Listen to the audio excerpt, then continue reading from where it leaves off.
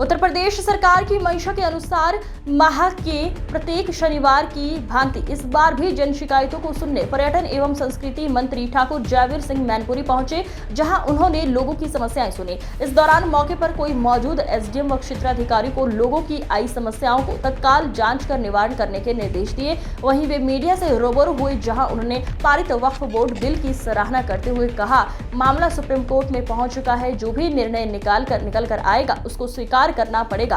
वहीं उन्होंने बांग्लादेश में भड़की हिंसा को लेकर ममता बनर्जी पर जमकर निशाना साधा। आज रामजी लाल सुमन के घर आगरा पहुंचे अखिलेश यादव पर निशाना साधते हुए कहा कि अखिलेश कांग्रेस से डरते हैं, उन्हें डर है कि मुसलमानों की पहली पसंद कांग्रेस पार्टी है। अगर 2027 में कांग्रेस पार्टी पूरे उत्तर प्रदेश में अपने प्रत्याशी उतारे तो इनका सफाया हो जाएगा, इसलिए मुसलमान के बीच पहुंचकर दोहरी राजनीति करते हैं। उनको पता है जब उनके पिता ने समाजवादी पार्टी का क्षेत्रीय गठन किया तो कांग्रेस के खिलाफ गठन किया था। कई संगठनों ने एक साथ कांग्रेस के खिलाफ अलग अलग क्षेत्र में चुनाव भी लड़ा था। अखिलेश यादव और ममता बनर्जी पर निशाना साधते हुए क्या कुछ ठिकरा फोड़े, आइए हम ये रिपोर्ट देखते हैं।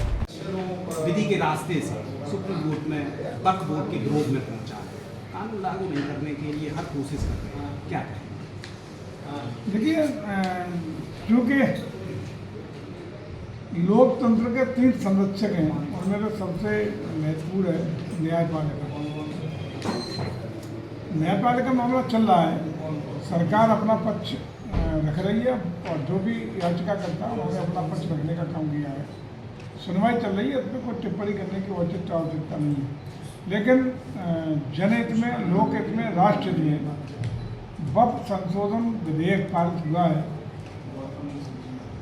और निश्चित रूप से उससे केवल कष्ट उन मुस्लिम आकाओं को है, उन माफियाओं को है जो कहीं न कहीं वक्फ की संपत्तियों पर या तो अवैध कब्जे किए हैं या उनका दुरुपयोग अपने हक में करने का काम कर रहे हैं। जो भी ये वक्फ संशोधन विधेयक लागू हुआ है उसमें निश्चित रूप से उन गरीब मुसलमानों के हितों में, उनके हितों को संरक्षित करता है। जिस उद्देश्य से वक्फ का गठन किया गया है उन उद्देश्यों की पूर्ति को या वास्तविक धरातल पर उतारने का काम करना है। तो निश्चित रूप से वक्फ मुस्लिम समाज के लिए सबसे हितकारी कानून है जो न्याय लागू हुआ है। सर, बांग्लादेश में जो ना वक्फ की आड़ में जो हिंसा भड़की हुई है सर, उसको लेकर क्या कहेंगे सर? बंगाल में हिंसा क्यों, उत्तर प्रदेश में क्यों नहीं, भाजपा शासित राज्यों में क्यों नहीं? इसका मतलब सत्ता पक्ष से संरक्षित हिंसा है।